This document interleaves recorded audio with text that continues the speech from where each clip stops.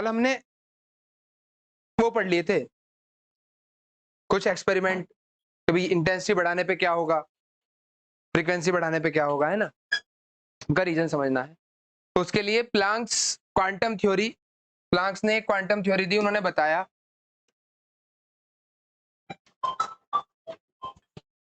Topic है Planck's quantum theory. Planck's ने बताया कि जो लाइट है वो ट्रेवल करती है डिस्क्रीट फोटोन की फॉर्म, मतलब लाइट के अंदर पार्टिकल्स हैं, कुछ एनर्जी के पैकेट कह सकते हो, कुछ बुक में ऐसा भी लिखा हुआ है, एनर्जी के पैकेट्स हैं जो अलग अलग है, जिनका आपस में कोई लिंक नहीं है, वो सब एनर्जी के पैकेट्स के रूप में लाइट आ रही, जिन्हें हम क्या नाम दे रहे हैं, फोटोन। ठीक है, नहीं ऐसे भी लिख सकते हैं, light consist of photon. Light किससे मिलकर बनी है, फोटोन से मिलकर बनी। The energy of each photon is this, हर एक फोटोन की जो एनर्जी है वो कितनी है, एच न्यू। तो हर फोटोन के पास एच न्यू एनर्जी, जहां एच प्लांक्स कांस्टेंट है और न्यू क्या है, लाइट की फ्रीक्वेंसी। कोई प्रॉब्लम? क्वांटम थ्योरी आई, उसने बताया क्या, फोटोन नाम की कोई चीज होती है, लाइट जिससे मिलकर बनी है, लाइट के अंदर फोटॉन्स हैं जिन्हें हम एनर्जी के पैकेट बोल सकते हैं, एक पैकेट के पास इतनी एनर्जी है। वो एनर्जी किस पे डिपेंड कर रही है, फ्रीक्वेंसी। प्लांक्स कांस्टेंट तो फिक्स है, तो क्या चीज हो गई, फ्रीक्वेंसी, यानी फ्रीक्वेंसी बढ़ाओगे तो एक फोटोन की एनर्जी बढ़ी। ठीक, अब उसके बाद आइंस्टीन ने अपनी थ्योरी दी। आइंस्टीन ने बताया पहली बात, photoelectric emission is the result of interaction of two particles. Photoelectric जो एमिशन है वो दो पार्टिकल के इंटरेक्शन, इंटरेक्शन का मतलब आपस में टकराना, आपस में मिलना, दो पार्टिकल के इंटरेक्शन का रिजल्ट। कौन है दो पार्टिकल, एक तो है क्या, फोटोन, किसका फोटोन, जो लाइट आ रही है उसका, इंसिडेंट रेडिएशन का, और दूसरा है इलेक्ट्रॉन, किसका, मेटल का। तो लाइट के फोटोन ने मेटल के इलेक्ट्रॉन के साथ आके क्या करा, इंटरेक्शन, उसका रिजल्ट हुआ फोटो इलेक्ट्रिक एमिशन, उसके रिजल्ट से इलेक्ट्रॉन निकले। दूसरी बात उन्होंने बताई, the free electron are bound within the metal due to restoring force on the surface. जो फ्री इलेक्ट्रॉन है तो लूजली बाउंड होते हैं ना, तो मेटल से बंधे हुए तो हैं, उन्हें वहां से फ्री करने के लिए the minimum energy required to liberate an electron from the metal surface is called work function. जो उसको वहां से हटाने के लिए जो मिनिमम एनर्जी देनी पड़ेगी उसे क्या बोलते हैं, वर्क फंक्शन। ये चीज हमने पढ़ रखी थी कि किसी मेटल के इलेक्ट्रॉन को वहां से फ्री कराने के लिए जो एनर्जी देनी पड़ रही है वो क्या कहलाती है, वर्क फंक्शन। फोटोन हो गया। तीसरा मोस्ट इंपोर्टेंट पॉइंट है, तीसरा पॉइंट मोस्ट इंपोर्टेंट, इसमें इन्होंने बताया each photon interact with one electron, एक फोटोन एक इलेक्ट्रॉन के साथ ही इंटरेक्ट करेगा। ठीक है, एक फोटोन एक इलेक्ट्रॉन के साथ ही इंटरेक्ट करेगा, पहली चीज। और बताया जो एनर्जी फोटोन ने इलेक्ट्रॉन को दी है, एच न्यू जो एनर्जी है जो फोटोन ने इलेक्ट्रॉन को दी है, इलेक्ट्रॉन उसका दो जगह इस्तेमाल करेगा। पहला, a part of the energy of the photon is used in liberating the electron from the metal surface. उस एनर्जी का एक हिस्सा तो मेटल से अपने आप को अलग करने में लगा, जिसे हम वर्क फंक्शन बोल रहे हैं, which is equal to the work function of the metal. ठीक है, तो जो एनर्जी उसे मिली उसका एक पार्ट तो उसने अपने आप को मेटल से अलग हटाने में खर्च कर लिया, और दूसरा, the remaining energy of the photon is used in the imparting kinetic energy to the ejected electron. और बची हुई एनर्जी उसने कहां लगाई, काइनेटिक एनर्जी गेन कर। भाई कल हमने ये एक्सपेरिमेंट पढ़ा पूरा प्रॉपर, तो इसमें क्या हो रहा था, लाइट इंसिडेंट करा रहे थे, इस मेटल से इलेक्ट्रॉन निकले, तो जो लाइट ने एनर्जी दी उस एनर्जी का दो जगह इस्तेमाल हुआ, एक मेटल से इलेक्ट्रॉन को निकालने में यानी वर्क फंक्शन, प्लस इस इलेक्ट्रॉन को वहां भागना भी तो है, तो उसे क्या चाहिएगी, काइनेटिक एनर्जी, तो काइनेटिक एनर्जी, तो energy of photon equal to work function plus kinetic energy of electron. ठीक, ये बात आइंस्टीन ने कही। कोई दिक्कत अगर इसमें लग रही है तो मुझे बताओ। थर्ड पॉइंट ये बहुत इंपॉर्टेंट है, बहुत ज्यादा। इसके हिसाब से जो एनर्जी फोटोन लाके दे रहा है वो एनर्जी किसके इक्वल है, वर्क फंक्शन के plus kinetic energy of electron, Einstein के हिसाब से। कोई दिक्कत की बात, देख लो अगर कोई डाउट लग रहा हो। और अगर हम इसे थोड़ा सा सिंप्लीफाई करें, एनर्जी इक्वल्स टू, इसे आइंस्टीन्स इक्वेशन बोलते हैं, Einstein's photoelectric equation, energy of photon equal to work function plus kinetic energy of electron. Energy of photon कितना, वर्क फंक्शन की थोड़ी सी बात समझनी पड़ेगी तुम्हें। वर्क फंक्शन और थ्रेशोल्ड फ्रीक्वेंसी में तुम्हें कुछ रिलेशन लगता? क्या डेफिनेशन है वर्क फंक्शन की? वो मिनिमम एनर्जी जो मेटल के इलेक्ट्रॉन को चाहिए वहां से फ्री होने के लिए, उसे वर्क फंक्शन बोल रहे हैं। और थ्रेशोल्ड फ्रीक्वेंसी की डेफिनेशन थी वो मिनिमम फ्रीक्वेंसी जिस पे इलेक्ट्रॉन निकलेगा, यानी उससे ज्यादा की लाइट डालोगे तो निकलेगा वरना नहीं निकलेगा, वो थ्रेशोल्ड फ्रीक्वेंसी। और अभी अभी एनर्जी का फॉर्मूला पता चला हमें, क्या होता है? H new. तो इसका मतलब थ्रेशोल्ड फ्रीक्वेंसी पे जो एनर्जी मिल रही है वो किसके इक्वल हो जाती है? तो ये फॉर्मूला याद रखोगे, वर्क फंक्शन का फॉर्मूला तुम्हारे पास आ गया एच न्यू नॉट। इस E equals to h nu के बाद ये फॉर्मूला है कि वर्क फंक्शन अगर निकालना है तो प्लांक्स कांस्टेंट की मल्टीप्लाई किससे कर दो? Threshold frequency. तो वर्क फंक्शन का फॉर्मूला क्या हो गया? H nu not plus kinetic energy का कल लिखवाया था ईवी नोड, याद हो तो। फिलहाल अगर अभी के लिए मैं इसे काइनेटिक एनर्जी ही लिख के रखूं तो मैं यहां से काइनेटिक एनर्जी का एक फॉर्मूला निकाल सकता हूं, क्या हो गया? H nu minus h nu, h ले लो common, nu minus nu, kinetic energy का फॉर्मूला है इलेक्ट्रॉन। ठीक है, ये हमने यहाँ आगे प्रूफ कर रखा है। आइंस्टीन की इक्वेशन के हिसाब से energy of photon maximum energy of maximum kinetic energy plus work function. तो यहाँ ये वाला फॉर्मूला आ रहा kinetic energy, H nu minus new not. Einstein की चारों बात में किसी को तकलीफ लग रही है? पहला बताया फोटो इलेक्ट्रिक इफेक्ट, इंटरेक्शन है एक फोटोन और एक इलेक्ट्रॉन का, बस। दूसरा पॉइंट, मेटल से इलेक्ट्रॉन को फ्री करने के लिए जो मिनिमम एनर्जी देनी पड़ती है वो क्या कहलाती है? Work function. तीसरा पॉइंट, जो एनर्जी एक तो एक फोटोन एक इलेक्ट्रॉन से इंटरेक्ट करेगा और जो एनर्जी फोटोन लाके इलेक्ट्रॉन को देगा, इलेक्ट्रॉन उसका दो जगह इस्तेमाल करता है, एक मेटल से अलग होने में यानी वर्क फंक्शन में, और दूसरा काइनेटिक एनर्जी गेन करने। कोई समस्या की बात है इसमें? देख लो अगर किसी को लग रही हो तो। अब जो कल ग्राफ बनाए थे, अगर तुम उन्हें समझना चाहो कि वो कैसे कैसे बने, तो पहला ग्राफ था इंटेंसिटी का।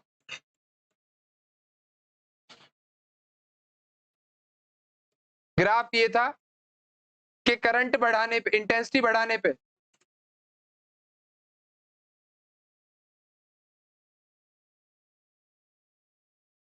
बढ़ाने पे फोटो इलेक्ट्रिक करंट बढ़ रहा है।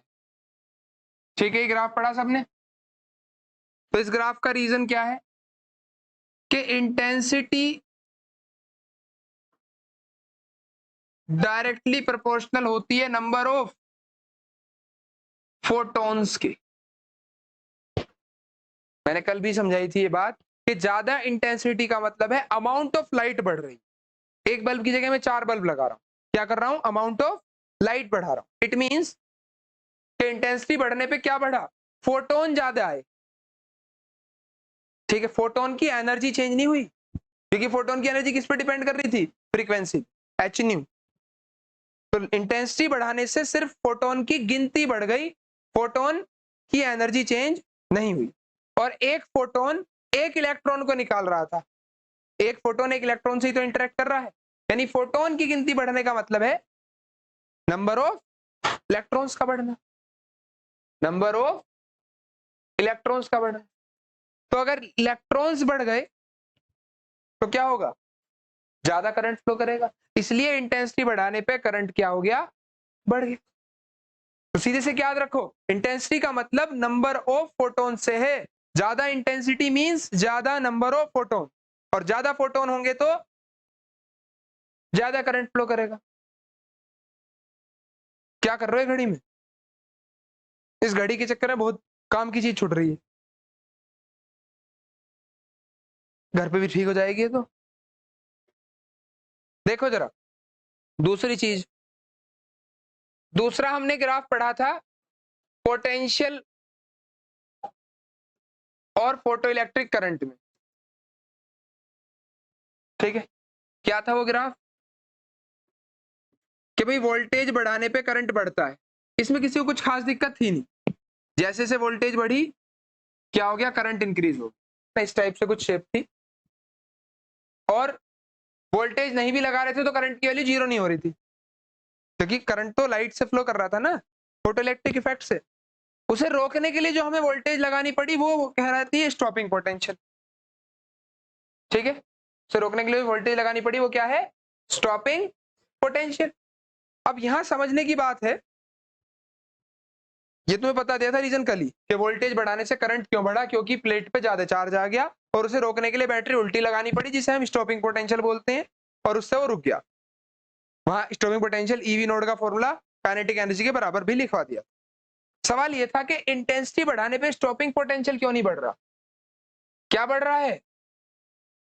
सैचुरेशन करंट बढ़ रहा है। जब हम अलग अलग इंटेंसिटी की लाइट से ये एक्सपेरिमेंट कर रहे थे तो हमने क्या पाया था कल कि इंटेंसिटी बढ़ने से करंट, सैचुरेशन करंट की वैल्यू बढ़ रही है लेकिन स्टॉपिंग पोटेंशियल सबके लिए क्या है? सेम।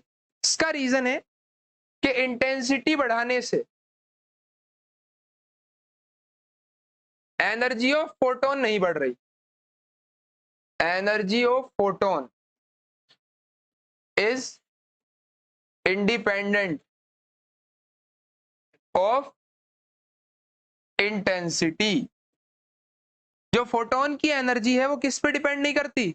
इंटेंसिटी पे डिपेंड नहीं करती।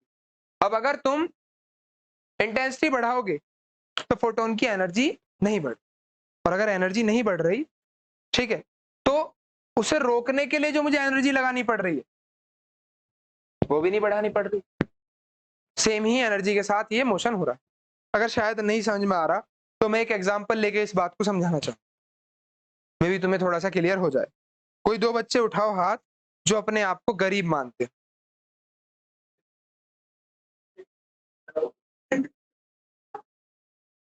एक ही हाथ उठा, दो हाथ, एक हाथ उठाया अभिनव ने और एक उठाया शगुन ने। ठीक है, एक बच्चा हाथ उठाओ जो अपने आप को अमीर मानता।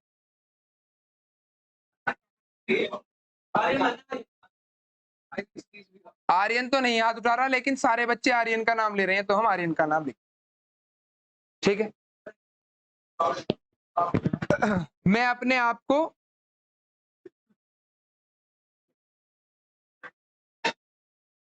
मेटल मान लू। क्या मान लू? मेटल। ठीक है, ऐसे मैं हटा देता हूं यहां से क्योंकि सबके नाम ही लिखे हैं तो मैं भी अपना नाम लिखता हूं, लेकिन मान के चलो कि ये मेटल है। ठीक है, कैसे है इस बात को समझो पहले कि भाई मैं ट्यूशन पढ़ा रहा हूं, 800 रुपये फीस है। अभिनव और शगुन बहुत टाइम से पढ़ रहे हैं, मान लो 5 महीने से पढ़ रहे। ठीक है, 5 मंथ्स हो गए इन्हें पढ़ते हुए और 800 रुपये फीस थी और इन्होंने फीस नहीं दी, तो इन पे हो गए कितने रुपए? 4000।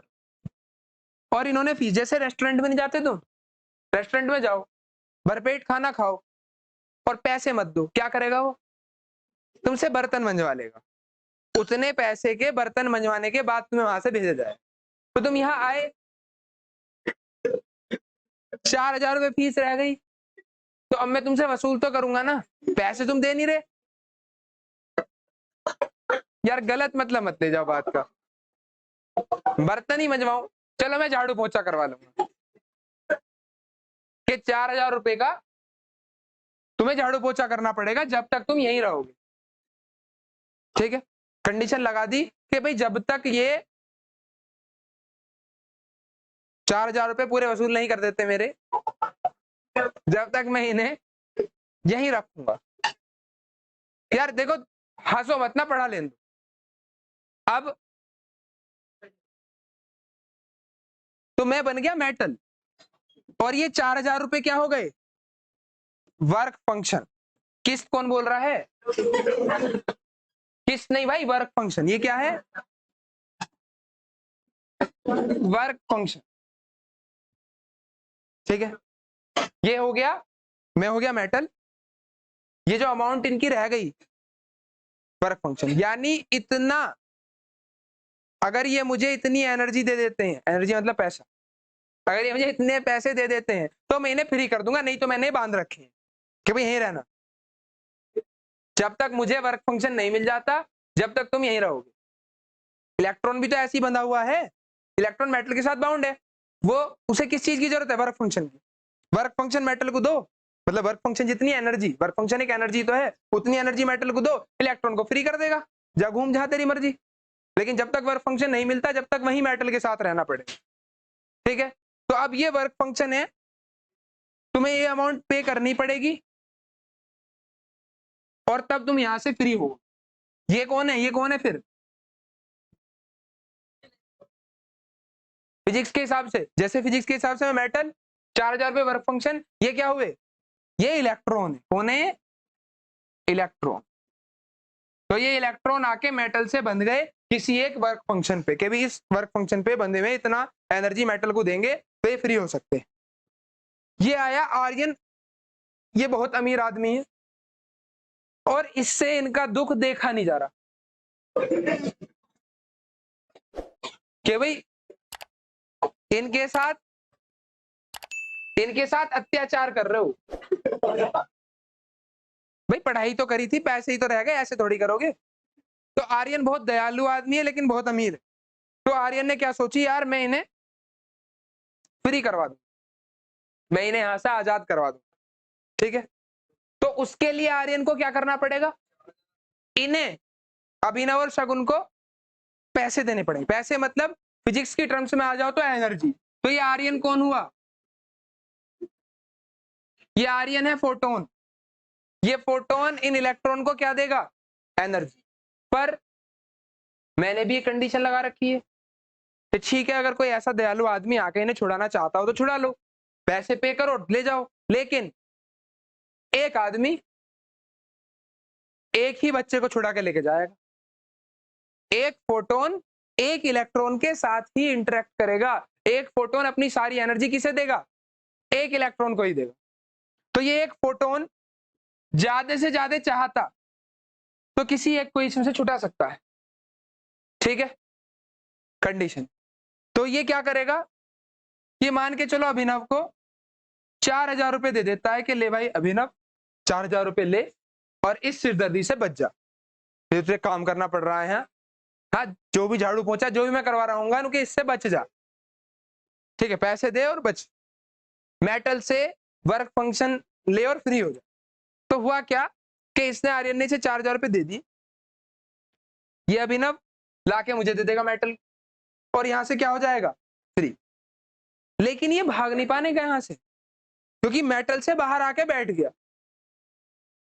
भागने के लिए भी तो क्या चाहिए, एनर्जी। उस पर भागने के पैसे बचे, उसने 4000 रुपए दिए थे। ठीक है, अगर ये ज्यादा पैसे दे, सोच के चलो ये आर्यन 4000 की जगह 4010 रुपए दे, तो वो 4000 तो मुझे देगा, मेरे ही फिक्स है पैसे, मैं 4 लूंगा बस। ये नहीं कि उस पर 4010 रुपए तो मैं छीन लूला दे, नहीं, मेरे फीस के 4000 रह रहे हैं, मुझे उससे मतलब, मेरा वर्क फंक्शन बढ़ेगा नहीं। ऐसी मेटल है, मेटल का जो वर्क फंक्शन होता है वो चेंज नहीं होता, चाहे फोटोन ज्यादा एनर्जी दो या फोटोन कम एनर्जी दो, उसे मतलब है सिर्फ अपने वर्क फंक्शन। तो वो जो पैसे देगा आर्यन 4010 रुपए, 4000 वो अभिनव मुझे दे देगा, वर्क फंक्शन में खर्च कर दिए और बचे हुए अपने भागने में। तो ऑटो करेगा 10 रुपए में मोदीनगर, जितना दूर जा सकता ऑटो वाला फिर उतार देगा 10 रुपए, चल हट, फिर पैदल पैदल जाएगा या नहीं। तो एक एक फोटोन से जो एनर्जी इलेक्ट्रॉन को मिल रही है, इलेक्ट्रॉन उसका दो जगह इस्तेमाल कर रहा है, एक मेटल से अपने आप को छुड़ाने में यानी वर्क फंक्शन में, और दूसरा काइनेटिक एनर्जी गेन करने। अब अगर ये फोटोन ज्यादा एनर्जी दे, इसके पास थोड़ा और दयालु और पैसे वाला तो है आर्यन, तो इसने सोची चल भाई 4100 रुपए दे, तो इस पे 100 रुपए बचे, वो कैब करेगा 100 रुपए से जाएगा मोदीनगर तक। ठीक है, तो क्या जल्दी जाएगा या नहीं, ऑटो मंदा मंदा चलता, कैब वाला तेजी से लेके जाएगा, तो काइनेटिक एनर्जी बढ़ गई। अगर फोटोन ने ज्यादा एनर्जी इलेक्ट्रॉन को दी तो इलेक्ट्रॉन ज्यादा काइनेटिक एनर्जी से चला, नहीं आई बात समझ में। अगर वो 4000 की जगह 5 दे दे तो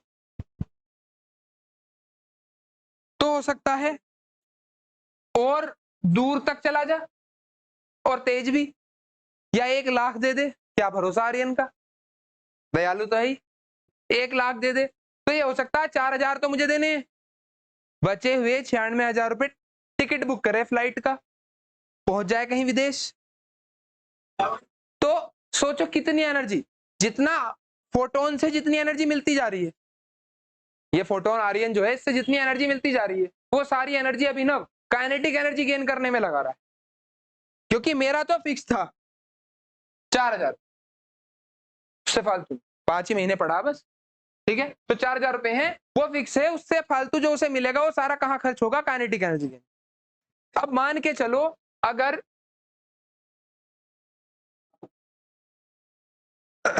इसने क्या कह सकते हैं हम कि अगर ज्यादा एनर्जी आई क्वेश्चन के हिसाब से, अगर तुम दूसरा ग्राफ देखते हो, ये वाला ग्राफ देखो, एक ग्राफ हमने पढ़ा था फ्रीक्वेंसी के लिए कि अगर अलग अलग फ्रीक्वेंसी की लाइट आ रही है तो क्या चीज सेम है, सैचुरेशन करंट सेम है, क्या बदल रहा है, स्टॉपिंग पोटेंशियल। स्टॉपिंग पोटेंशियल क्या करता है, स्टॉपिंग पोटेंशियल वो एनर्जी प्रोवाइड करता है जो इलेक्ट्रॉन को रोकेगी। अब इस केस में देखो, जब 4,000 रुपए दिए तो मुझे रोकना नहीं पड़ा क्योंकि वो भाग ही नहीं पा रहा, उस पर पैसे थे, वर्क फंक्शन दिया, कल वहीं रुक गया। अगर उसने 5 दिए और मैं चाह रहा हूं भाई अभिनव को रोकना है, मैं नहीं जानता, मेरा मूड बदल गया। सपोज करो मैं चाह रहा हूं कि भाई नहीं, मेटल से फ्री फ्री तो कर दिया पर इसे भागने नहीं दूंगा, तो उस केस में हम, भाई यही तो हुआ था यहाँ कल जो हम एक्सपेरिमेंट कर रहे थे, यहां हम पहले तो चाह रहे हैं इलेक्ट्रॉन जाए, फिर हम बैटरी उल्टी लगा के क्या कर रहे हैं, उसे रोकने की कोशिश। मूड बदल गया हमारा, हम चाह रहे हैं कि पता करते हैं रुकेगा कैसे, तो हमने बैटरी उल्टी लगाई, स्टॉपिंग पोटेंशियल पे जाकर रुक गया। तो अब अगर मुझे इसे रोकना है तो मुझे भी कहीं ना कहीं जितना पैसा इस पे बच गया, 5,000 रुपए मिले, मान लो 1,000 बच गए, तो मुझे भी 1,000 खर्च करने पड़ेंगे इसे रोकने के लिए, ठीक है। तो बाउंसर लगा दूं गली के बाहर, पकड़ ला, ठीक है। लेकिन अगर इस पे मान लो 1,00,000 दे दिया आर्यन ने, तो इस पे 96,000 रुपए हैं, मैंने 4 बाउंसर लगाए, ये 8 लगाएगा, भाग जाएगा। फिर भी कंडीशन क्या है कि इस पे जितना एक्स्ट्रा बच गया, मान लो इस पे 1,000 रुपए बच गया, तो इतनी एनर्जी खर्च करके मैं इसे रोक पाऊंगा।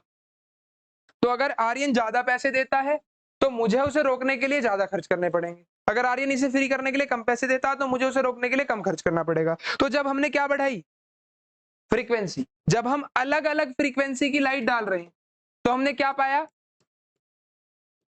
अलग अलग फ्रीक्वेंसी की लाइट डालने पे कि उसे रोकने के लिए मुझे ज्यादा वर्क करना पड़ा, जब तो ज्यादा स्टॉपिंग पोटेंशियल लगा रहा हूं, क्योंकि फ्रीक्वेंसी बढ़ाने से क्या हो रहा है, energy of photon depends on frequency of light, ठीक है। एनर्जी ऑफ फोटोन किस पे डिपेंड करती है, फ्रीक्वेंसी ऑफ लाइट पे। अगर ज्यादा फ्रीक्वेंसी की लाइट आई यानी फोटोन ज्यादा एनर्जी लेके आया तो इलेक्ट्रॉन भगेगा भी ज्यादा एनर्जी से, और ज्यादा एनर्जी से भगेगा तो उसे रोकने के लिए एनर्जी जो खर्च करनी पड़ रही है वो भी ज्यादा खर्च करनी। और number of photon does not depend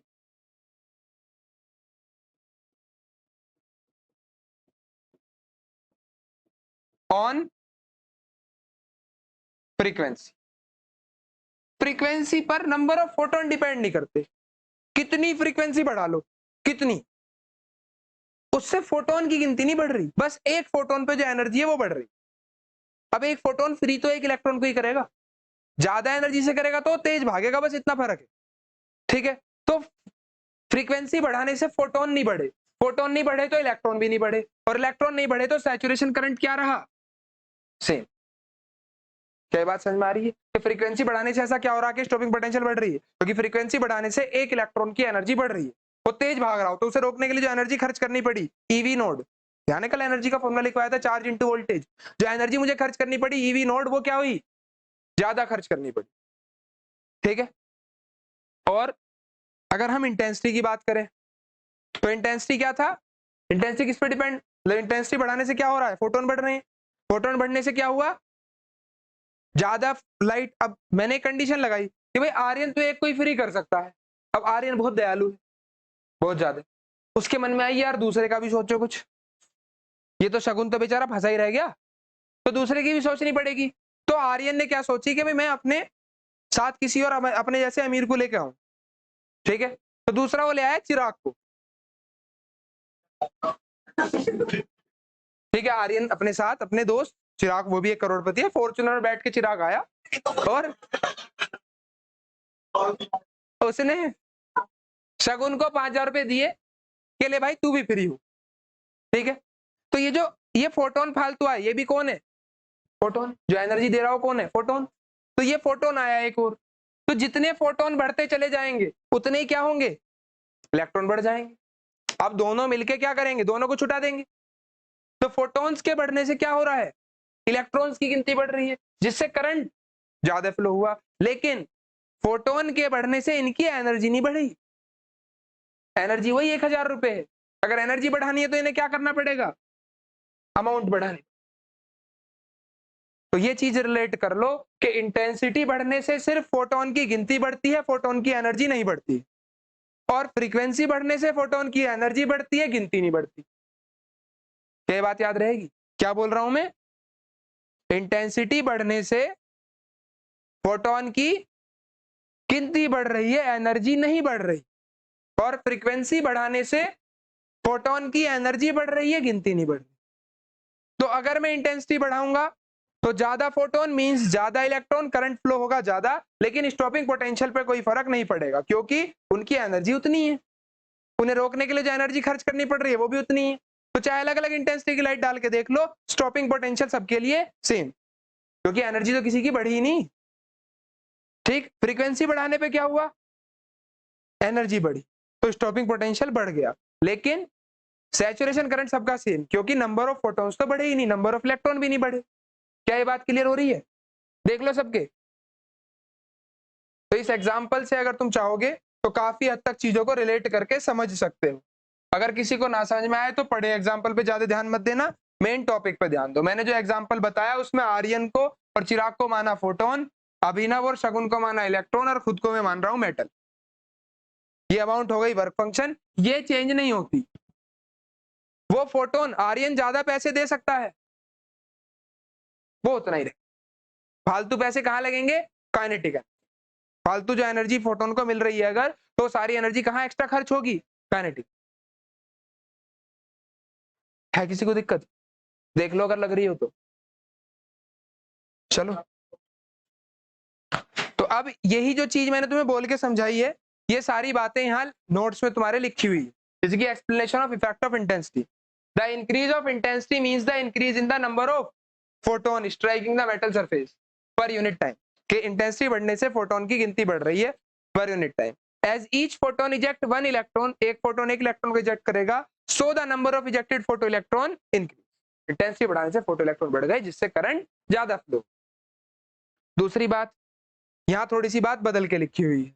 यहाँ लिखा है एक्सप्लेनेशन ऑफ थ्रेशोल्ड फ्रीक्वेंसी, कि अगर जो लाइट आ रही है उसकी फ्रीक्वेंसी थ्रेशोल्ड फ्रीक्वेंसी से कम हुई तो इलेक्ट्रॉन इजेक्ट नहीं होगा। क्यों नहीं होगा? क्योंकि इस इक्वेशन पे आओ जो मैंने पीछे ड्राइव करी है, कहां ये रही, काइनेटिक एनर्जी का formula H new minus new note. सोच के चलो, न्यू अगर न्यू नोट से छोटा हो गया तो काइनेटिक एनर्जी कैसी आएगी? नेगेटिव। और काइनेटिक एनर्जी नेगेटिव का मतलब है इलेक्ट्रॉन मेटल से निकलेगा ही।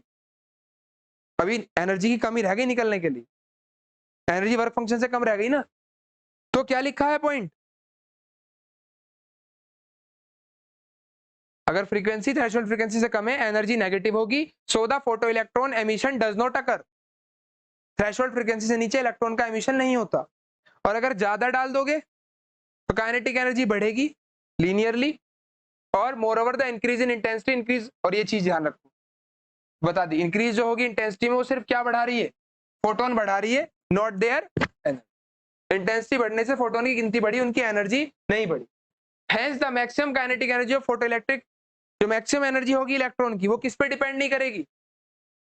इंटेंसिटी पे नहीं, किस पे करेगी? फ्रीक्वेंसी। फ्रीक्वेंसी और इंटेंसिटी का रिलेशन फोटोन के साथ अगर समझ में आया तो आराम से टॉपिक समझ में आ जाता है। इंटेंसिटी बढ़ने से फोटोन की गिनती बढ़ती है और फ्रीक्वेंसी बढ़ने से एक फोटोन की एनर्जी। कोई प्रॉब्लम किसी? क्या जो कल तीनों ग्राफ बताए थे तीनों समझ में आ रहे हैं? अब एक चौथा रह जाएगा बस। इन तीनों ग्राफ में कल वाले एक बार ग्राफ पे दोबारा नजर मारो। पहला graph photo electric effect, intensity बढ़ने से करंट बढ़ गया, क्यों? क्योंकि ज्यादा फोटोन आए, ज्यादा फोटोन आए तो ज्यादा करंट फ्लो हुआ, अरे बढ़। दूसरा ये वाला ग्राफ, वोल्टेज बढ़ाने से करंट बढ़ता है, ये बात हमने कल समझ ली थी कैसे। स्टॉपिंग पोटेंशियल क्यों सेम रहा अलग अलग इंटेंसिटी पे? क्योंकि इंटेंसिटी बढ़ने से फोटोन की एनर्जी नहीं बढ़ी, जिससे इलेक्ट्रॉन की काइनेटिक एनर्जी भी नहीं बढ़ी, और उसे रोकने के लिए जो हमें एनर्जी खर्च करनी पड़ी वो भी नहीं बढ़ी। तो वो एनर्जी क्या रही? सेम। क्या बढ़ गया? Saturation current. क्यों? क्योंकि ज्यादा फोटो इलेक्ट्रॉन्स आ रहे हैं, इंटेंसिटी बढ़ने से ज्यादा फोटोन, उससे ज्यादा फोटो इलेक्ट्रॉन्स आ गए। और फ्रीक्वेंसी का क्या रिलेशन है कि अगर मैं ज्यादा फ्रीक्वेंसी की लाइट डालूं तो इलेक्ट्रॉन तेज भागेंगे, क्योंकि एक फोटोन की एनर्जी बढ़ गई फ्रीक्वेंसी बढ़ने से। इलेक्ट्रॉन तेज भागेंगे तो उन्हें रोकने के लिए जो एनर्जी खर्च करनी पड़ेगी वो भी ज्यादा करनी पड़ेगी। ज्यादा एनर्जी खर्च करोगे तो स्टॉपिंग पोटेंशियल अपने आप बढ़ जाए। करंट नहीं बढ़ा, कारण नंबर ऑफ फोटोन नहीं बढ़े। एक फोटोन फ्री तो एक इलेक्ट्रॉन को ही कर रहा है, एक से ज्यादा को नहीं कर सकता। क्लियर? चलो इसे समझो जरा। अगर मैं इस रिलेशन में यहां काइनेटिक एनर्जी का जो कल फॉर्मूला बताया वो फॉर्मूला लगा दूं। क्या बताया काइनेटिक एनर्जी का फॉर्मूला? EV node. क्या था? EV node. अगर मैं ईवी नोड की वैल्यू निकालूं तो क्या आएगी? H nu minus h nu. E भेज दू डिवाइड में तो वी नोड का फॉर्मूला आ गया ये। इसमें किसी को कोई दिक्कत?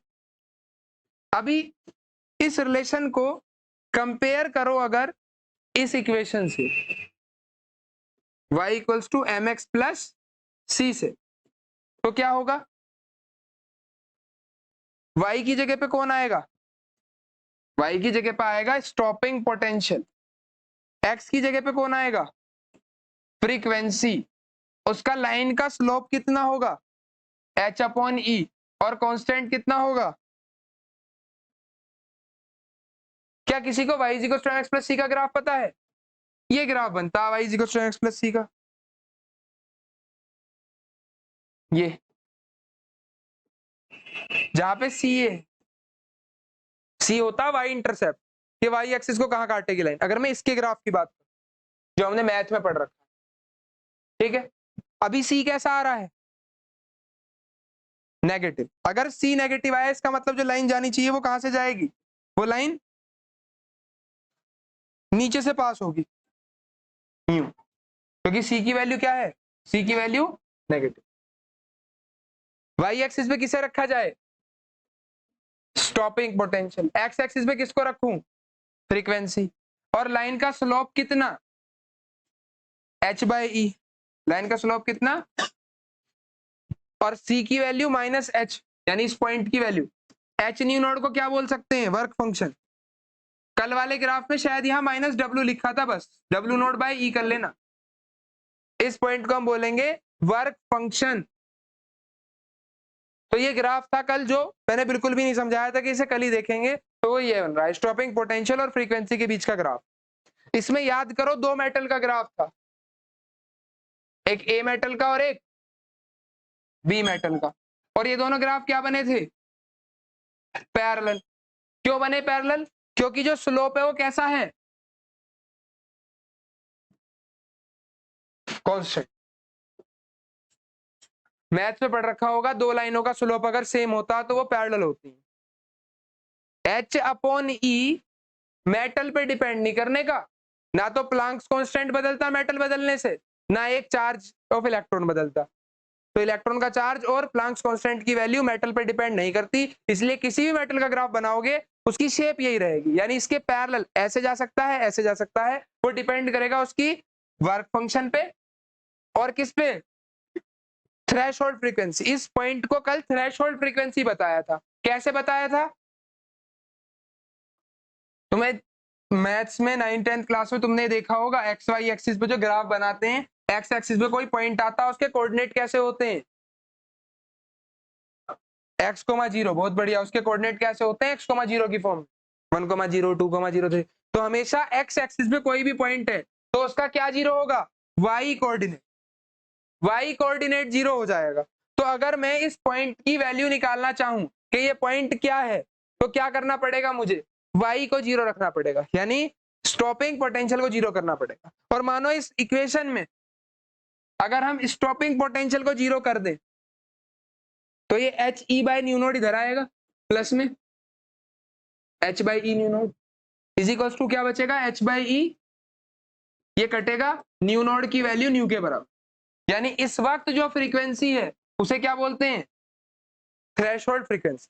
कभी तुम्हें पेपर में स्टॉपिंग पोटेंशियल और फ्रीक्वेंसी का ग्राफ बना हुआ मिल जाए और वो जो लाइन बन रही है वो लाइन एक्स एक्सिस को जिस पॉइंट पे काट रही होगी उसे बोलोगे थ्रेशोल्ड फ्रीक्वेंसी, और वाई एक्सिस को यानी स्टॉपिंग पोटेंशियल वाली लाइन को जिस पॉइंट पे काट रही होगी उसे बोलोगे वर्क फंक्शन अपॉन ई, और वो माइनस में होगा, डब्ल्यू नोट बाय ई। तो ये वाला एक ग्राफ रहा, चारों ग्राफ जो मैंने कल समझाए वो मैंने दोबारा बता दिए विद रीजन। रीजन पता चला आइंस्टीन की इक्वेशन से। आइंस्टीन ने बताया, तीसरा पॉइंट मेन था कि जो एनर्जी इलेक्ट्रॉन को दी जा रही है, इलेक्ट्रॉन उस एनर्जी का दो जगह इस्तेमाल करता है, एक वर्क फंक्शन पे, दूसरा काइनेटिक। एनर्जी कौन सी, फोटोन की। फोटोन की एनर्जी किस पे डिपेंड करती है, फ्रीक्वेंसी। फोटोन की गिनती किस पे डिपेंड करती है, इंटेंसिटी। ठीक है, उससे हमारे ये दोनों तीनों ग्राफ जो हमने कल पढ़े थे वो दोनों तीनों आराम से एक्सप्लेन हो रहे हैं। पहले वाले में फोटो इलेक्ट्रॉन्स बढ़ गए, क्यों, क्योंकि फोटोन्स ज्यादा आए, एक फोटोन एक इलेक्ट्रॉन को इजेक्ट करता है।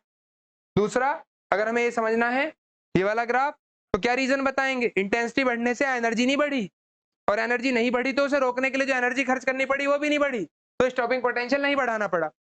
उसी वोल्टेज में सारे इलेक्ट्रॉन रुक गए, जो ज्यादा इंटेंसिटी के थे वो भी और जो कम वाले थे वो भी। ठीक है, इंटेंसिटी बढ़ने से क्या बढ़ा, करंट। क्यों, क्योंकि ज्यादा फोटो इलेक्ट्रॉन हो रहे हैं, इंटेंसिटी बढ़ने से फोटोन बढ़े और ज्यादा फोटोन ने ज्यादा इलेक्ट्रॉन निकाले, निकाले उतनी एनर्जी के। फ्रीक्वेंसी वाले केस में फ्रीक्वेंसी बढ़ाने पे क्या हुआ था, फ्रीक्वेंसी बढ़ाने पे नंबर ऑफ फोटोन नहीं बढ़े, इसलिए सैचुरेशन करंट रहा उतना ही, लेकिन फ्रीक्वेंसी बढ़ाने से क्या बढ़ गया, हर फोटोन की एनर्जी बढ़ गई। अब फोटोन जो एनर्जी ला रहा है, इलेक्ट्रॉन दो जगह इस्तेमाल करेगा, वर्क फंक्शन फिक्स है, तो जो फालतू एनर्जी वो कहां जाएगी, काइनेटिक एनर्जी में। तो इलेक्ट्रॉन चले तेज, तेज चले तो उन्हें रोकने के लिए जो एनर्जी लगानी पड़ी वो भी ज्यादा लगानी पड़ी, और ज्यादा एनर्जी लगाओगे तो क्या बढ़ाओगे, स्टॉपिंग, रोकने की। रोकने की जो एनर्जी है वो कल बताई थी, चार्ज इनटू वोल्टेज। हमारे हाथ में बैटरी तो है रोकने के लिए, उल्टी लगा दी थी बैटरी हमने, तो ज्यादा वोल्टेज अप्लाई करोगे तो तब जाके वो रुकेंगे ज्यादा एनर्जी वाले इलेक्ट्रॉन। और लास्ट ये वाला ग्राफ, ये ग्राफ हमें, किधर गया वो,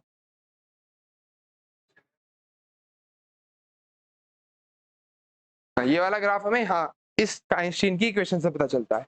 आइंस्टीन की जो तीसरा पॉइंट है उससे ये इक्वेशन बनी। ये फॉर्मूला न्यूमेरिकलों में काम आएगा, ये वाला इसे कैसे ही तोड़ मरोड़ के लिख दो। काइनेटिक एनर्जी की जगह हाफ एम वी स्क्वायर भी रख सकते थे, ईवी नोट भी उसी के इक्वल होता है।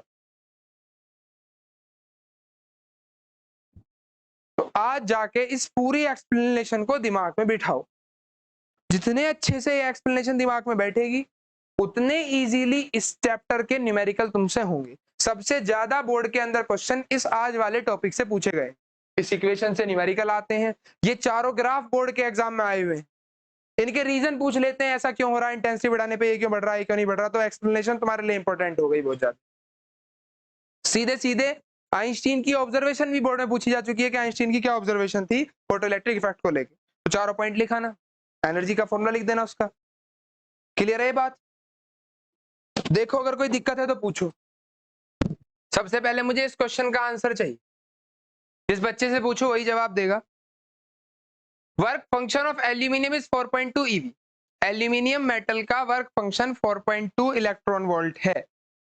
If two photons each of energy 2.5 eV, अगर 2.5 eV के दो फोटोन हमारे पास आते हैं सरफेस पे,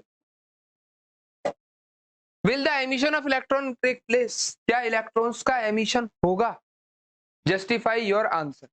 इसका जवाब शगुन विशाला देगा। शगुन भाई खड़े हो जाओ, यस और नो, नो, नहीं रुको, शिवम यस और नो? नो। अर्पण? सबका आंसर नो ही है, कोई यस वाला नहीं है। अगर एक मेटल से इलेक्ट्रॉन को इजेक्ट कराने के लिए, निकालने के लिए जो एनर्जी चाहिए वो 4.2 ईवी चाहिए, और मेरे पास 2.5 ईवी के 2 फोटोन आ रहे हैं, यानी टोटल एनर्जी जो मेरे पास आ रही है वो 5 ईवी आ रही है। इलेक्ट्रॉन को निकलने के लिए एनर्जी चाहिए 4.2 ईवी, और जो आ रही है वो कितनी आ रही है? 5 ईवी। तो इलेक्ट्रॉन निकलेगा या नहीं? अभिनव? यस, निकल जाएगा। खड़े हो। और कौन है यस वाला? वंश? और कोई है यस वाला बच्चा? 2.5 ईवी के 2 फोटॉन्स आ रहे हैं, और इलेक्ट्रॉन को निकलने के लिए सिर्फ 4.2 ईवी चाहिए। वर्क फंक्शन मिनिमम एनर्जी जो चाहिए होती है 4.2 ईवी। तो क्या इलेक्ट्रॉन का इजेक्शन होगा? यस वाला और कोई है?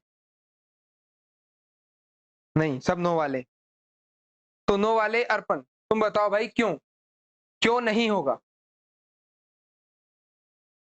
आइंस्टीन ने, कल मैंने आइंस्टीन की ऑब्जर्वेशन बताई थी, उन्होंने बताया एक फोटोन एक इलेक्ट्रॉन को एनर्जी देता है, एक इलेक्ट्रॉन को एनर्जी देगा, तो 2.5 ईवी मिलेगी एक इलेक्ट्रॉन को बस।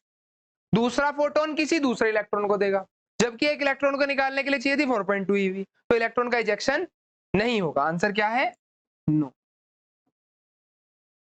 नहीं समझे? टोटल एनर्जी से मतलब नहीं है हमें, हमें मतलब किस बात से है? एक फोटोन की एनर्जी। अगर एक फोटोन की एनर्जी एक इलेक्ट्रॉन की एनर्जी से ज्यादा है, मतलब वर्क फंक्शन से ज्यादा है, क्यों निकलेगा, वरना नहीं।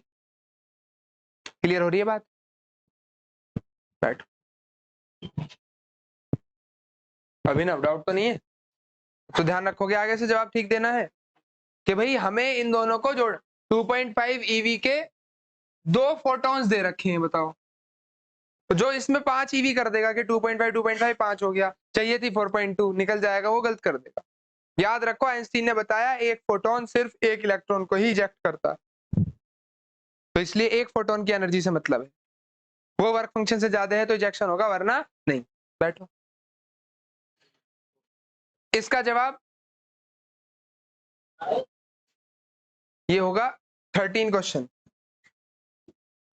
इसका जवाब आकांक्षा देगी। आकांक्षा। तो 12। 12 आउट ऑफ माइक्रोवेव, अल्ट्रावायलेट और इंफ्रारेड, इनमें से कौन सी वेव ऐसी है जो कि मोस्ट इफेक्टिव है इलेक्ट्रॉन के एमिशन के लिए, मतलब जिसमें सबसे ज्यादा चांस होंगे इलेक्ट्रॉन का एमिशन हो ही जाएगा? अल्ट्रावायलेट। क्यों?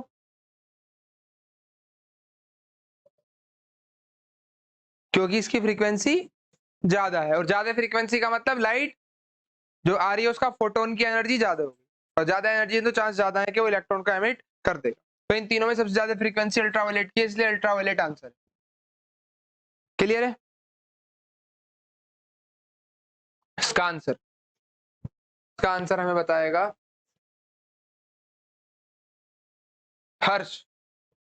हर्ष मुंडे, बताओ भाई। विच फोटोन, प्रोटोन नहीं फोटोन आएगा, इज मोर एनर्जेटिक?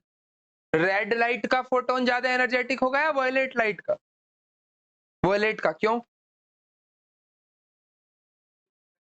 क्योंकि इसकी फ्रीक्वेंसी ज्यादा है। रेड की वेवलेंथ ज्यादा होती है तो रेड की फ्रीक्वेंसी कम, वायलेट की वेवलेंथ कम, फ्रीक्वेंसी ज्यादा। तो इन दोनों में ज्यादा फ्रीक्वेंसी वायलेट की, तो वायलेट लाइट वाला जो फोटोन है उसकी एनर्जी ज्यादा। तो बेसिक से एक एक नंबर के क्वेश्चन है सारे जो अभी बताए। बैठो। इसके बाद बात करते हैं न्यूमेरिकल की।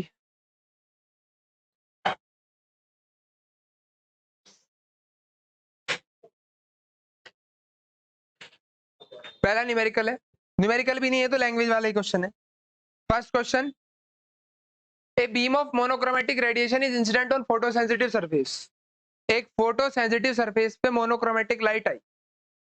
Answer the following question. बताना है, do the emitted photo electron have same kinetic energy? के जितने इलेक्ट्रॉन निकलेंगे सबकी एनर्जी सेम होगी? Answer yes. क्यों? सारी सेम फ्रीक्वेंसी की आ रही, तो सब इलेक्ट्रॉन को जो निकालेंगी वो भी सेम फ्रीक्वेंसी के निकलेंगे, मतलब सेम एनर्जी मिल रही है उन्हें, वर्क फंक्शन सेम है, एक ही मेटल के इलेक्ट्रॉन है, तो काइनेटिक एनर्जी जो बचेगी वो सबकी सेम बचेगी। दूसरा, does the kinetic energy of emitted electron depend on the intensity, क्या इलेक्ट्रॉन की काइनेटिक एनर्जी इंटेंसिटी पर डिपेंड करती है? नो, इंटेंसिटी पर डिपेंड करता है नंबर ऑफ फोटोन, एक फोटोन की एनर्जी नहीं। Next, on what factor does the number of emitted photo electron depend, कितने फोटो इलेक्ट्रॉन निकलेंगे किस बात पे डिपेंड करेगा? ये इंटेंसिटी पे डिपेंड। क्लियर है तीनों आंसर? 2015 में आया हुआ क्वेश्चन है, फॉरन 2015 सीबीएस, इजी है। बाकी कॉन्सेप्ट क्लियर होना चाहिए ऐसे क्वेश्चनों के जवाब देने के लिए। बेसिक बेसिक सी बात पूछी है कि एक फिक्स्ड फ्रीक्वेंसी की लाइट आ रही है, क्या सारे इलेक्ट्रॉन एक सी फ्रीक्वेंसी के निकलेंगे? तो आंसर होगा यस, सबकी फ्रीक्वेंसी सेम रहेगी, मतलब सबकी एनर्जी सेम रहेगी। क्या जो एनर्जी है वो इंटेंसिटी पे डिपेंड कर रही है? तो आंसर होगा नहीं। ये पूछा फोटो इलेक्ट्रॉन किस चीज पे डिपेंड करते हैं, तो वो डिपेंड करते हैं इंटेंसिटी पे, क्योंकि ज्यादा इंटेंसिटी मींस ज्यादा फोटोन, और ज्यादा फोटोन का मतलब ज्यादा electron.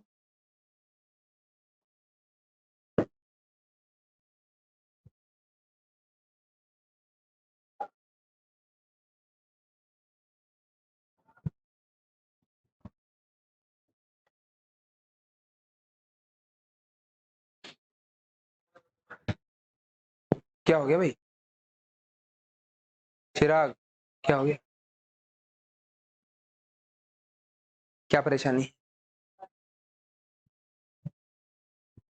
Next question,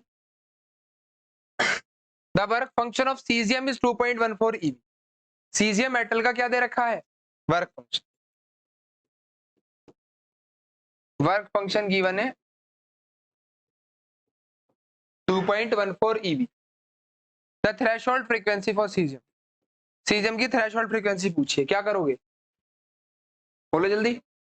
work function दिया है, न्यू नोड पूछा, क्या करोगे? वर्क फंक्शन का फॉर्मूला लगा दो, H nu node, work function 2.14 eV, EV को जूल में चेंज करो क्योंकि फ्रीक्वेंसी हर्ट्ज में चाहिए हमें, और एच प्लैंक्स कांस्टेंट कितना? 6.10 की पावर माइनस 34, और साथ में ही थ्रेशोल्ड, तो थ्रेशोल्ड फ्रीक्वेंसी कितनी आ गई?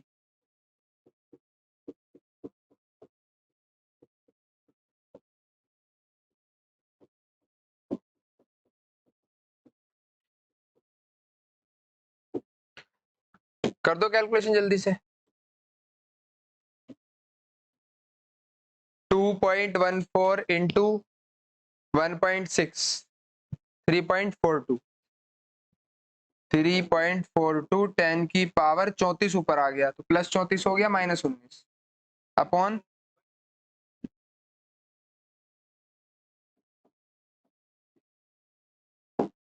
3.424, और नीचे आ रहा 6.63, तो अगर इसे डिवाइड करें 6.63 से तो 0.516, 0.516 इंटू 10 की पावर बच गई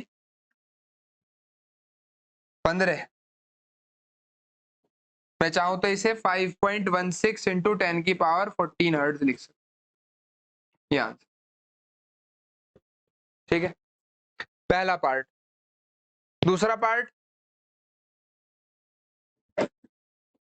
ये पूछा है the wavelength of the incident light if the photo current is brought to zero by stopping potential of this, कि अगर इतनी स्टॉपिंग पोटेंशियल से करंट जीरो हुआ, अगर स्टॉपिंग पोटेंशियल की वैल्यू 0.60 ईवी दी है, अगर इतनी स्टॉपिंग पोटेंशियल से करंट क्या हो रहा है? जीरो हो रहा है, तो बताओ वेवलेंथ कितनी? ठीक है, तो स्टॉपिंग पोटेंशियल से तुम क्या निकाल सकते हो? काइनेटिक एनर्जी मैक्सिमम, लिखवा रखा ना फॉर्मूला, क्या है? EV note. Maximum kinetic energy कितनी आ गई? 0.60 इंटू 1.6 इंटू 10 की पावर माइनस 19 जूल, ई की वैल्यू है वी नोड की, मैं यहां से जूल से ईवी में कन्वर्ट करूं तो 0.60 ईवी आ गया। ये क्या आ गया? Maximum kinetic energy. अगर मेरे पास मैक्सिमम काइनेटिक एनर्जी है तो आइंस्टीन की इक्वेशन से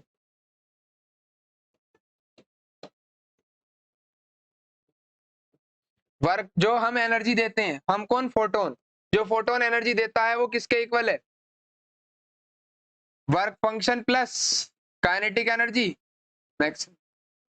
क्वेश्चन में वर्क फंक्शन दिया है कितना? 2.14 और काइनेटिक एनर्जी मैक्सिमम कितनी आई? 0.60। तो ये बन गया 2.74 ईवी। इतनी एनर्जी फोटोन की है। फोटोन की एनर्जी यानी अगर वेवलेंथ निकालनी, ध्यान है तुम्हारे, एनर्जी ऑफ फोटोन का फॉर्मूला एच न्यू है और ये रिलेशन है फ्रीक्वेंसी और वेवलेंथ में, सी इक्वल्स टू न्यू लैम्डा। तो यहां से न्यू की वैल्यू क्या आ जाएगी? सी बाय लैम्डा। तो एच सी बाय लैम्डा लिख सकते हैं। तो एनर्जी का फॉर्मूला याद रखो, एच न्यू अगर फ्रीक्वेंसी दी है और वेवलेंथ दी है तो एच सी बाय लैम्डा। तो energy h c by lambda equal to 2.74 eV. अब तुम्हें यहाँ ईवी से वापस जूल में आना पड़ेगा, ठीक है? लैम्डा निकालना है, एच पता है, सी पता है,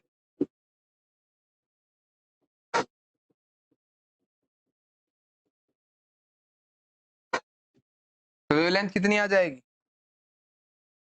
अगर वेवलेंथ निकालें तो 6.63 इंटू 10 की पावर -34, 3 इंटू 10 की पावर 8 बाय 2.74 इंटू 1.6 इंटू 10 की पावर -90। पूरी कैलकुलेशन कर दो, क्या आ जाएगी वेवलेंथ? देख लो एक बार। 6.63 इंटू 3 19.89 और ये आ रहा है 2.74 इंटू 1.6 4.384 अपॉन में तो आ रहा है 4.384, ऊपर आ रहा था 19.89 है ना। 10 की पावर हो रही है 19, ऊपर गया तो प्लस 19 और 8 27, 34 में 27 गए 7, 10 की पावर बची 7। अगर इसे डिवाइड करा दें तो 19.89 divided by 19.89 divided by 4.384 4.53 into 10 की पावर 7 मीटर।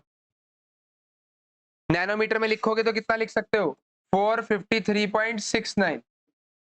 2 पॉइंट और खिसका दो आगे तो 10 की पावर क्या बन जाएगी? 9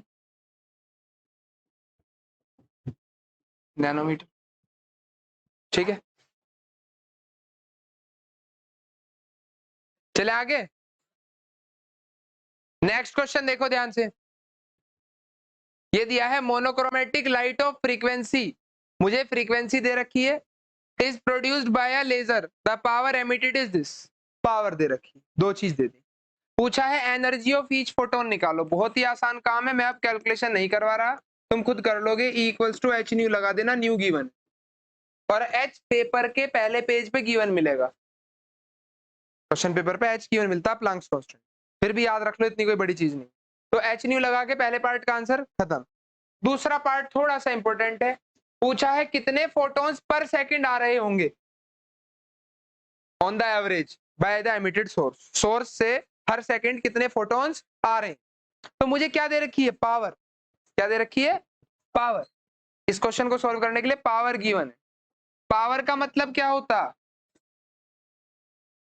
एनर्जी पर यूनिट टाइम। मुझे दे दी कि भाई कितनी एनर्जी एक सेकंड में आ रही है, कितनी एनर्जी एक सेकंड में आ रही।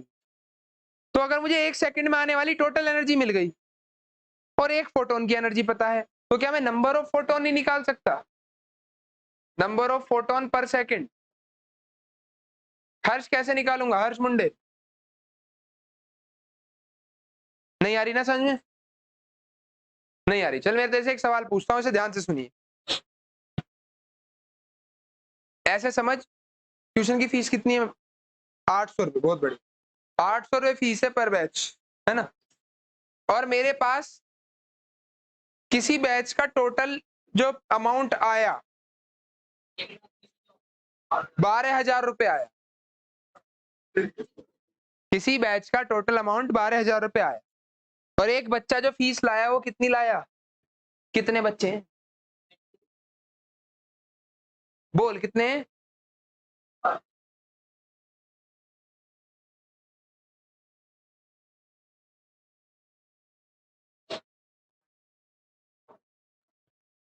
पंद्रह। Very good. 15 स्टूडेंट है, तुमने एकदम निकाल दिया। कैसे निकाल दिया? टोटल जो अमाउंट आया उसे किससे डिवाइड करवाया? एक बच्चा जो अमाउंट लाया उससे, तो डिवाइड करने पे निकल गया 15 बच्चे हैं बैच। सेम काम तो होना है। टोटल जो एनर्जी आई वो पता है इतनी है। एक सेकेंड में एक फोटोन जो एनर्जी आया वो तुमने पहले पार्ट में कैलकुलेट करी। तो अगर तुम्हें पता है एक फोटोन कितनी ला रहा है और तुम्हें पता है टोटल कितनी आई है, तो कैसे करोगे? टोटल एनर्जी को एक फोटोन की एनर्जी से डिवाइड करा देना। टोटल एनर्जी को एनर्जी ऑफ वन फोटोन से क्या करा देना? डिवाइड। आंसर आ जाए। तो नंबर ऑफ फोटोन कर लोगे ना खुद अब कैलकुलेशन, में करवा नहीं रहा, कैलकुलेशन छोड़ रहा हूं। एनर्जी टोटल हमें पता है एक सेकंड में इतनी एनर्जी आ रही है, तो एक सेकंड में फोटोन कितने आ रहे हैं? डिवाइड कर दो टोटल एनर्जी को एक फोटोन की एनर्जी से। बोर्ड का आया हुआ क्वेश्चन है 2014 का, ठीक है। Next, what is the frequency of photon whose energy is? एक फोटोन की एनर्जी दे दी, क्या उसकी फ्रीक्वेंसी नहीं निकाल सकते हम? इक्वल्स टू एच न्यू लगा दो, बस क्या करना, इसे एनर्जी को जूल में बदल लेना, क्योंकि फ्रीक्वेंसी हर्ट्ज में निकालनी है तुम्हें। कर लोगे? एनर्जी दी है, इसे जूल में कन्वर्ट कर लेना, 1.6 × 10⁻⁹ से मल्टीप्लाई करके जूल में एनर्जी आ गई, एच पता है, न्यू निकालनी है। नेक्स्ट क्वेश्चन, ये भी एक अच्छा सा क्वेश्चन है थोड़ा, ठीक है। अगर कोई if the 5% energy supplied to an incandescent light bulb is radiated as visible light, how many visible light photons are emitted by 100 watt bulb? अगर किसी बल्ब को हम जो एनर्जी देते हैं उसका 5% ही वो लाइट में कन्वर्ट कर रहा है, तो बताओ एक 100 वाट का बल्ब कितने फोटोन्स हर सेकंड एमिट कर रहा होगा? वेवलेंथ दे रखी है कि वो जो लाइट एमिट कर रहा हो 5600 एंगस्ट्रॉम की वेवलेंथ की है, तो क्या मैं एक फोटोन की एनर्जी निकाल सकता हूं? कैसे निकलेगी एक फोटोन की energy? H c by lambda. Lambda पता है, सी पता है, एच पता है, तो एक फोटोन की एनर्जी तुम्हारे पास आ गई। टोटल एनर्जी 1 सेकंड में कितनी आई? तो 100 वाट का बल्ब है, यानी 100 जूल एनर्जी दे रहा है हर सेकंड, ठीक है। एक सेकंड में कितनी एनर्जी दे रहा है? 100 जूल, लेकिन उसके 5% ही बस किस में कन्वर्ट हो रही है? लाइट की फॉर्म।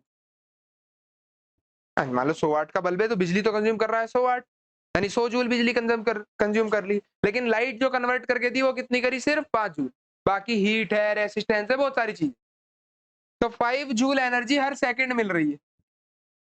तो मेरे पास ये भी आ गया एक सेकंड में टोटल कितनी एनर्जी है, और ये भी मिल गया एक फोटोन की कितनी एनर्जी है। एक फोटोन की जो एनर्जी आएगी उसे उससे इसे डिवाइड करा देना, क्या निकल के आ जाएगा? Number of photon. वही पिछले वाले फॉर्मूले वाला, पिछले क्वेश्चन में भी तो यही बताया था, नंबर ऑफ फोटोन्स निकालने हैं तो क्या करोगे? टोटल एनर्जी को एनर्जी ऑफ वन फोटोन से डिवाइड, नंबर ऑफ फोटोन निकल जाएंगे। टोटल एनर्जी ये 5 जूल है, या तो इसे ईवी में बदल लेना, या जो ये आंसर आएगा इसे जूल में लाना। यूनिट देखनी पड़ेगी, डिवाइड कराने से पहले सेम रखनी है। क्लियर है? वैसे जूल में ही आएगा आंसर, कन्वर्ट करने की जरूरत नहीं, ये भी जूल में होगा, डिवाइड कर। एच दिया है तो दिया है तो वो यूज करो 6.625, ठीक है, वरना हम 6.63 यूज कर लेते।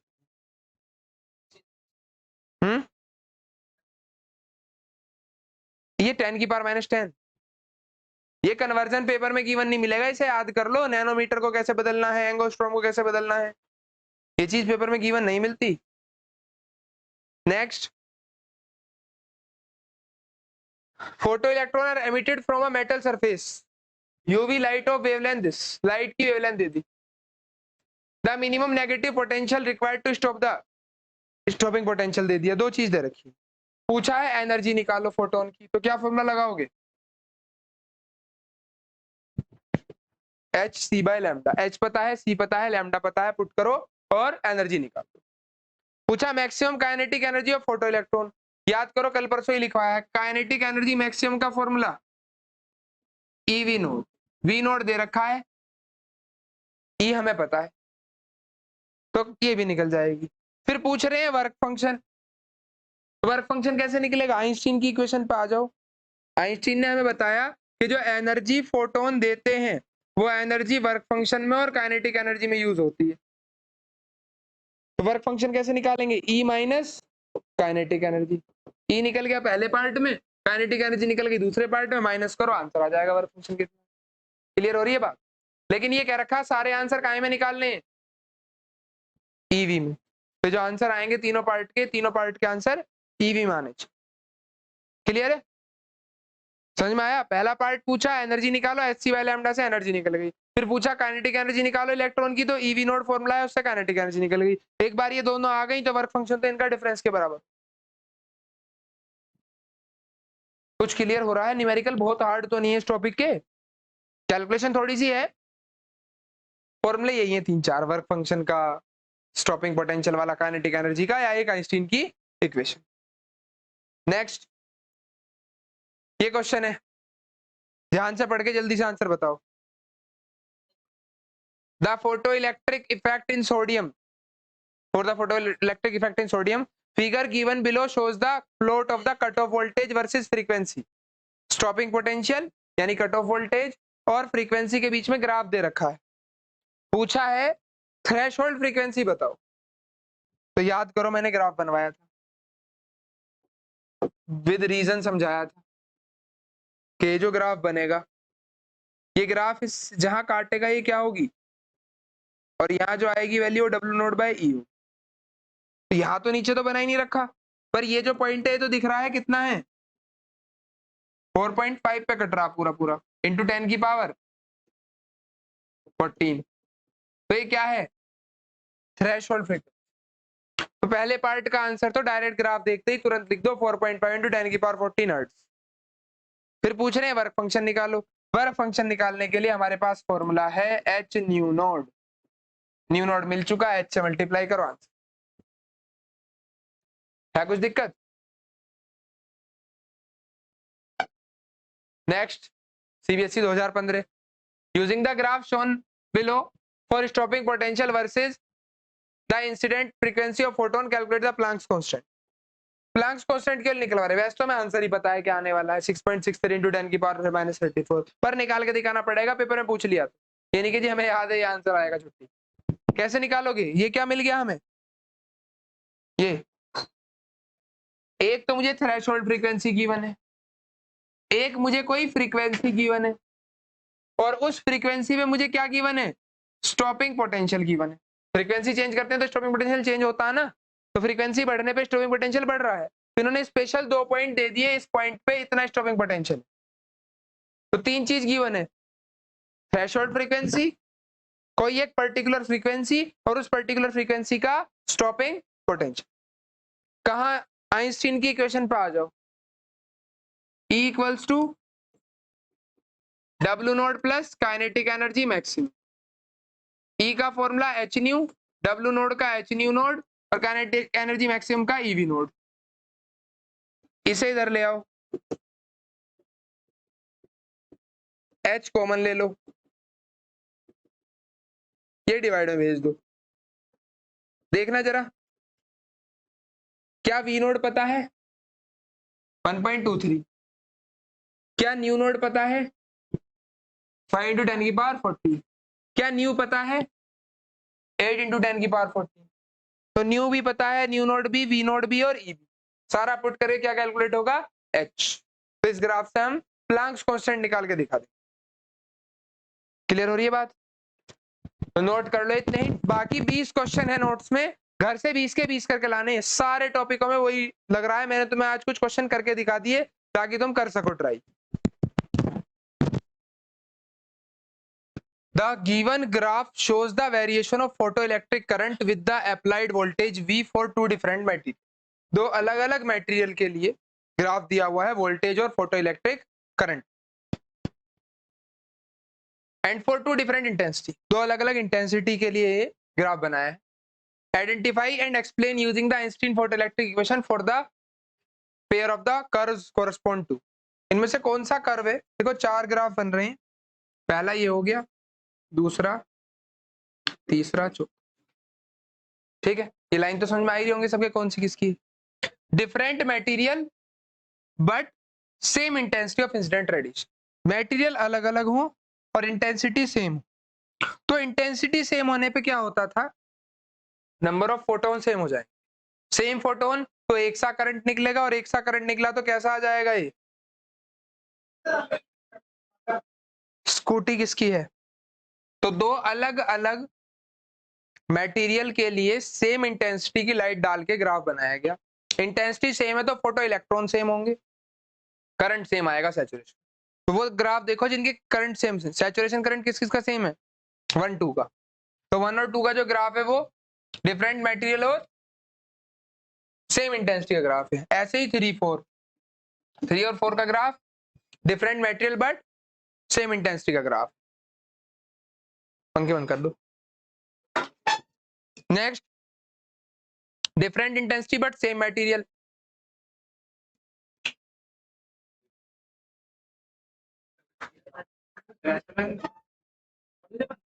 मर्जी है। Different intensity but same material, तो इंटेंसिटी डिफरेंट यानी सैचुरेशन करंट डिफरेंट होना चाहिए, और मटेरियल सेम होने का मतलब है वर्क फंक्शन सेम, और वर्क फंक्शन सेम होगा तो स्टॉपिंग पोटेंशियल भी क्या आएगा? सेम। तो काइनेटिक एनर्जी भी सेम बचेगी फिर तो सब। तो स्टॉपिंग पोटेंशियल सेम वाले ग्राफ कौन कौन से दो हैं? 1 और 3 और 2 4। तो इसका आंसर आया 1 3 एंड 2 4। देखो जरा ध्यान दो, ये क्या रखा है, ग्राफ बनाना है। Scratch the graph showing the variation of stopping potential with frequency of incident radiation for two photosensitive material A and B having threshold frequency nu naught dash greater than nu naught। मतलब मुझे graph बनाना है A और B दो material का, और stopping potential और threshold frequency के बीच में A और B का, जहां पहले वाली एक ही हो गई थ्रेशोल्ड फ्रीक्वेंसी और दूसरे वाली फिर B एक ही हो गई, रेस्पेक्टिवली लिखा है। ग्राफ बना दो, ऐसे बनेगा ग्राफ।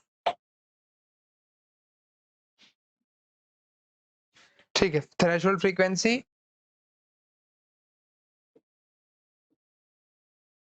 यहाँ आएगी, ये कम है ये ज्यादा है, तो न्यू नॉट डैश उधर, न्यू नॉट डैश किसकी है? ए की, तो ये मेटल ए हो गया, और ये ए वाले की थ्रेशोल्ड फ्रीक्वेंसी हमने ज्यादा देखा दी, इधर आ गई ना, ये जितनी उधर जाएगी उतनी ज्यादा हो जाएगी। What information you get from the slope of the graph, in graph का स्लोप है h by e, तो इनसे क्या इन्फॉर्मेशन मिलती है कि स्लोप दोनों का क्या रहेगा? Same. Next, what does the value of the intercept of the graph a on the potential axis represent, a वाले ग्राफ को पोटेंशियल एक्सिस पर जाए काट रहा है, क्या इन्फॉर्मेशन देगा? तो work function of a by e देगा। ये पॉइंट क्या देता है? Work function upon e. तो सारी चीज तो मैंने ग्राफ में लिखवाई रखी थी, वहां तो ग्राफ समझाया था तुम्हें जब बना, बस वहीं से देख के लिखनी थी, याद कर लो बल्कि। नेक्स्ट क्वेश्चन सीबीएसई 2009 और 15 में आया। In the given figure shows the variation of stopping potential with the frequency for two photosensitive material M1 M2। एक फिगर दी गई है, इसमें M1 M2 दो मटेरियल का क्या दे रखा है? ग्राफ, स्टॉपिंग पोटेंशियल और फ्रीक्वेंसी। पूछा हुआ इस ग्राफ को देख के बताओ which is why is the slope of the same for both line, दोनों का स्लोप सेम क्यों है? क्योंकि स्लोप जो है वो क्या है? h अपॉन ई, और वो कांस्टेंट है, वो मटेरियल पे डिपेंड नहीं करता, इसलिए सेम। फिर पूछा है for which material will the emitted electron have greater kinetic energy, किसके लिए काइनेटिक एनर्जी ज्यादा होगी अगर सेम फ्रीक्वेंसी की लाइट दोनों पे हम डाल, ए और बी या M1 M2 जो दो मेटल है, अगर दोनों पे एक सी फ्रीक्वेंसी की लाइट डाली गई तो किसके लिए काइनेटिक एनर्जी ज्यादा होगी? तो थ्रेशोल्ड फ्रीक्वेंसी किसकी ज्यादा है? M2 की सेम फ्रीक्वेंसी की लाइट डाली गई है, मतलब जो एनर्जी आई वो सेम थी, लेकिन M2 मेटल के इलेक्ट्रॉन को मेटल से अलग हटने में जो एनर्जी खर्च करनी पड़ी वो ज्यादा करनी पड़ी, मतलब M2 का वर्क फंक्शन जो है वो ज्यादा है किससे, M1 वाले से, क्योंकि थ्रेशोल्ड फ्रीक्वेंसी पे डिपेंड करता है work function H nu not. तो वर्क फंक्शन अगर 2 वाले का ज्यादा होगा तो एनर्जी भी उसे ज्यादा खर्च करनी पड़ेगी, उसकी काइनेटिक एनर्जी रह जाएगी कम। जिसका वर्क फंक्शन कम उसकी काइनेटिक एनर्जी ज्यादा। भाई आने वाली एनर्जी सेम, दोनों इलेक्ट्रॉन जो मेटल से अलग हटने में एनर्जी लगा रहे हैं, जो ज्यादा एनर्जी लगाएगा उसकी काइनेटिक एनर्जी कम रहेगी, और जो कम एनर्जी मेटल से अलग हटने में लगाएगा उसकी एनर्जी ज्यादा होगी, तो काइनेटिक एनर्जी 1 वाले की ज्यादा। ठीक है, आंसर हो गया M1 मेटल। सेम यही क्वेश्चन दूसरी लैंग्वेज में पूछा गया है 2020। क्वेश्चन वही है, क्या कर दी, बस लैंग्वेज चेंज कर दी। यार अंदर के फैन भी ऑफ करवा। The variation of stopping potential with frequency of incident line for two different photosensitive material M1 and M2 as shown in the figure। Figure में दो का दिखाया गया है graph. Identify the surface with greater value of work। किसका work function ज्यादा है बताना है, तो किसका वर्क फंक्शन ज्यादा है, 2 वाले का, M2 मेटल का वर्क फंक्शन ज्यादा। कोई दिक्कत की बात, देख लो अगर कोई डाउट हो तो। वही क्वेश्चन है, बस लैंग्वेज बदल के पूछ लिया, ग्राफ भी वही है सबसे।